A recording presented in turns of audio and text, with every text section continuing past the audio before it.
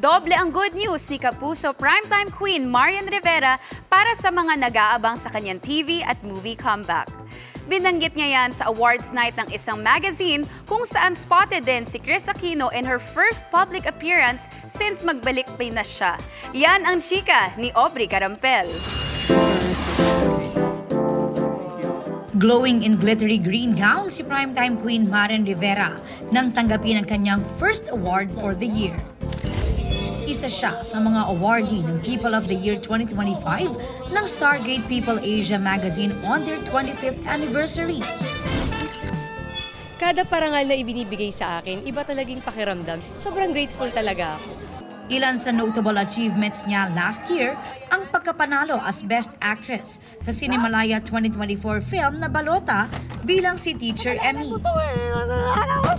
Masaya si Marian na hanggang sa video streaming site na Netflix, tinangkilik ang movie at umabot pa sa top spot sa Pilipinas at sa ibang bansa. Sobrang speechless kami dahil hanggang ngayon yung mga tao talaga tinatangkilik talaga yung Balota at napapanahon niya dahil alam nating malapit na ang eleksyon.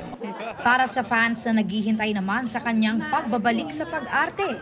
Definitely babalik ako sa primetime and then movie definitely this year din. Okay.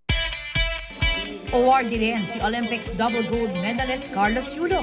Blessed and honored po na isa po sa mapili na mabigyan ng ganitong ka-special na award from People Asia magazine. Sobrang nagpapasalamat po ako sa kanilang lahat po. Nagsimula na raw siya ulit mag-training para sa mga sasalihang kompetisyon this year. At nagkwento rin nang minsang magkasabay sa training venue si mga batang real star Miguel Tan Felix na nagtitraining ng parkour. Pina-perfect niya po talaga yung isang skill na yon. And nakakatuwa po as an athlete. Yung dedication niya po na mailand po yun, na mas mapaganda po yung skill na yun. Sobrang natutuwa at nabibili po ako.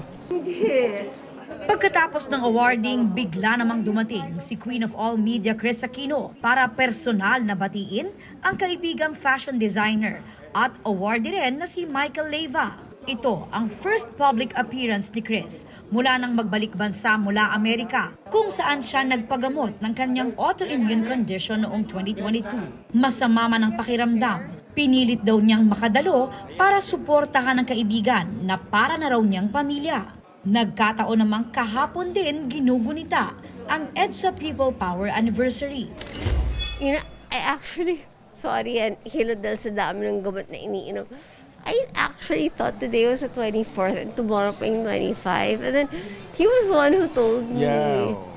Sabi niya na, ano ka ba? Bukas yung last night, he was saying na, today 25th. So I go, perfect! What a perfect coming out. Nang aming tanungin kung kumusta na siya. Not so okay. I hope I don't fade But right now. thank you for being with me tonight. Kasama ni Kris ang anak na si Bimby at kanyang doktor and nurses. Matapos ang mabilis na photo op, sandali siyang umupo at nagpahinga at agad ding umalis ng venue. Aubrey Carampel, updated sa Showbiz Happenings.